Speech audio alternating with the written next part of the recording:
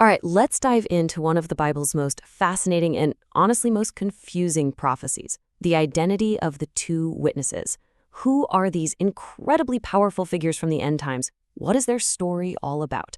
Well, we're going to see if the Bible itself can solve its own mystery. I mean, just listen to that. The first time we meet these witnesses, this is how they're described. We're not just talking about regular prophets here. These are people with some serious power. They can call down plagues, they can stop the rain, and they literally breathe fire on their enemies. It's clear from the get-go these two are major players in the end time story. So that leads us to the big question, right? Who are they? For centuries, this has been a huge debate.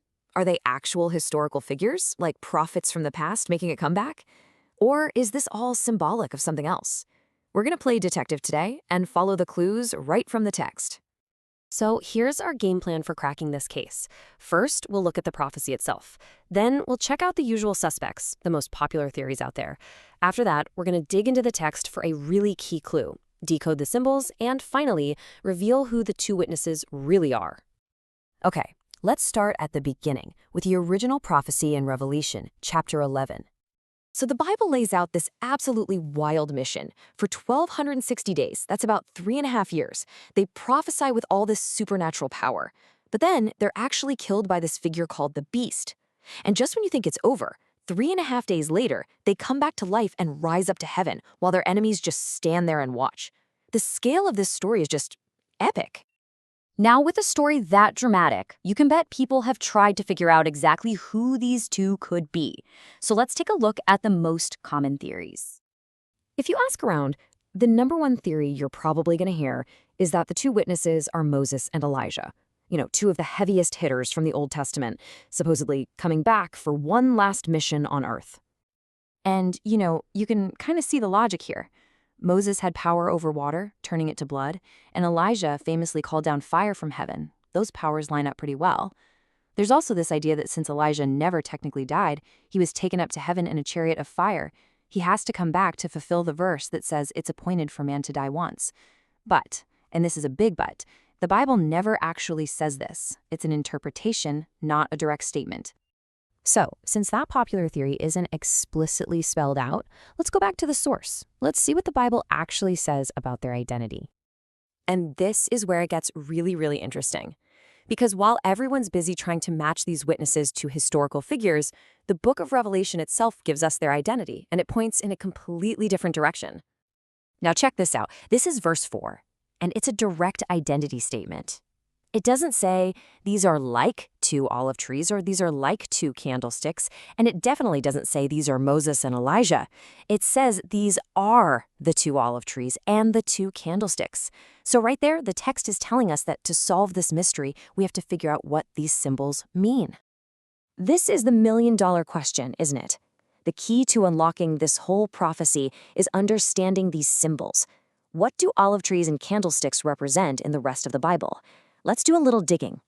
The best way to understand a symbol in the Bible is to see how it's used elsewhere. So we're going to cross-reference these symbols and see what we can find. First up, the olive trees. If you look throughout the scriptures, the olive tree is a really consistent symbol for the people of God.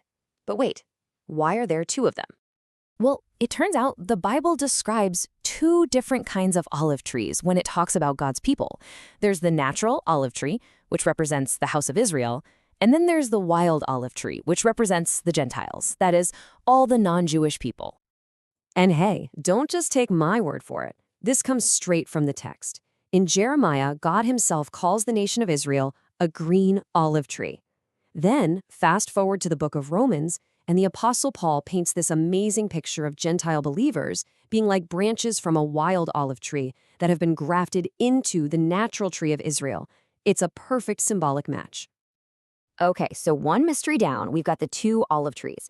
Now, what about the two candlesticks or lampstands? Well, this symbol is all about shining a light and being a witness to the world. And once again, the Bible defines its own symbols for us. In the very same book, Revelation chapter 1, Jesus says point blank, the 7 candlesticks are the 7 churches. It couldn't be clearer. And then think back to the Gospel of Matthew, where Jesus tells his followers, you are the light of the world, and you should put your light on a candlestick for everyone to see. The candlestick is the church, the body of believers.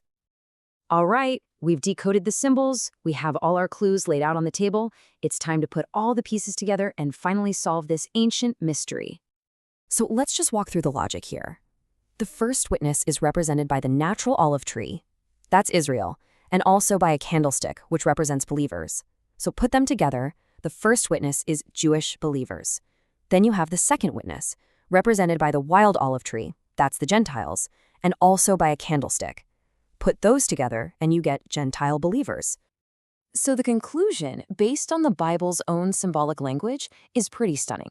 The two witnesses aren't two individuals from the past resurrected. They represent the two groups that make up the entire body of believers, Jewish believers and Gentile believers, testifying together to the world during the last days. And this leaves us with a really powerful final thought. If this interpretation is right, if the epic story of the two witnesses, their persecution, their death, and their incredible resurrection, is actually a prophecy about the church in the end times, what does that tell us about the nature of faith and perseverance and hope, even in the face of the most impossible trials? Something to think about.